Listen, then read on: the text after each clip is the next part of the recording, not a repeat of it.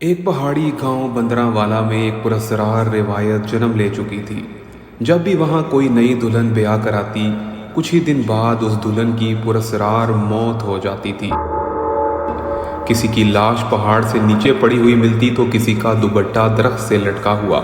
بعض اوقات تو غائب ہو جاتی تھیں جیسے کبھی دنیا میں موجود ہی نہ ہو۔ گاؤں کے لوگوں نے کانوں ہی کانوں میں یہ کہتے تھے کہ یہ کامران کا بھوت ہے، وہ انہیں لے جاتا ہے اور پھر پہاڑ پر۔ کبھی کسی نے اسے نہ دیکھا، صرف کبھی اس کا سایہ دیکھا۔ مگر ایک بات سب جانتے تھے، کوئی بھی نئی دلہن محفوظ نہیں رہ سکتی۔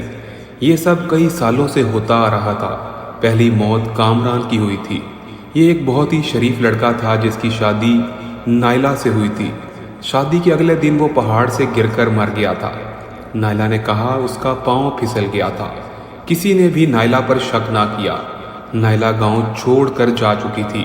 اس کے بعد بہت ساری دلہنیں مرنے لگی تھیں۔ گاؤں میں جس کی بھی شادی ہوتی وہ دلہن مر جاتی تھی۔ ایک ایک کر کے گاؤں کی ہوا میں صرف سردی، خوف، خاموشی باقی رہ گئی تھی۔ کئی سال گزر چکے تھے۔ ایک دن ایک نئی گاڑی گاؤں کے دروازے پر آ کر رک گئی۔ گاڑی سے اتری ہوئی ایک عورت جس کا چہرہ ڈھکا ہوا تھا۔ اس کے ساتھ ایک مرد تھا، اس کا شوہر، جس کا نام ہارون تھا، جو اسے خوشی خوشی اپنے آبائی گاؤں لے کر آیا تھا۔ عورت نے جیسے ہی گاؤں کا نام سنا، بندراوالا، نہیں، ہمیں واپس جانا ہوگا، یہ وہ عورت چلانے لگی، مجھے یہ جگہ ٹھیک نہیں لگتی ہے۔ ہارون نے ہنستے ہوئے کہا، ارے ڈرنے کی کوئی بات نہیں، یہ میرا آبائی گھر ہے۔ وہ دونوں گاؤں میں داخل ہو گئے۔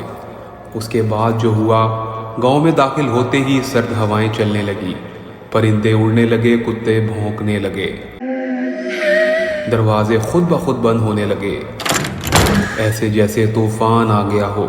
نائلہ کی آنکھوں میں دوبارہ خوف لوٹ آیا تھا۔ یہ وہی گاؤں تھا، یہ وہی پہاڑ تھا جہاں اس نے برسوں پہلے کامران کو دھکا دے کر مارا تھا۔ اس رات وہ نیند میں چیخنے چلانے لگی تھی، وہ واپس آ گیا ہے، وہ مجھے ڈھونڈ رہا ہے۔ ہارون گھبرا گیا، کون واپس آ گیا ہے؟ تم کس کی بات کر رہی ہو؟ نائلہ کی آواز دھیمی ہو گئی اور اس نے کہا، کامران۔ اگلی صبح نائلہ بھی غائب ہو چکی تھی۔ پہاڑ کی چوٹی پر صرف ایک پرانا دوپٹہ پڑا ہوا تھا اور وہ نائلہ کا تھا، جو اس نے کامران کی شادی میں پہنا تھا۔ کسی نے زوردار چیخ سنی، کسی نے ایک سایہ دیکھا، مگر وہاں پر کوئی لاش نہ ملی۔ کامران کی روح کو انصاف اب مل چکا تھا۔ نائلہ بھی اپنے انجام کو پہنچ چکی تھی۔ اس واقعے کے بعد گاؤں میں جیسے ایک روشنی آ گئی ہو۔ اب کوئی بھی دلہنیں نہیں مرتی تھیں، نہ ہی کوئی سایہ دکھا، نہ ہی پہاڑی سے کوئی آواز آئی۔ گاؤں والوں نے پھر سے شادیاں شروع کر دیں۔ بچوں کی ہنسنے کی آوازیں، عورتوں کی چوڑیاں اور رات کی روشنیاں، سب کچھ جیسے واپس آ گیا ہو۔ پہاڑ کی دلہن اب صرف ایک کہانی رہ گئی تھی، مگر کچھ آنکھیں آج بھی پہاڑ کو گھورتی ہیں کہ کہیں وہ دوپٹہ پھر نہ اڑنے لگے۔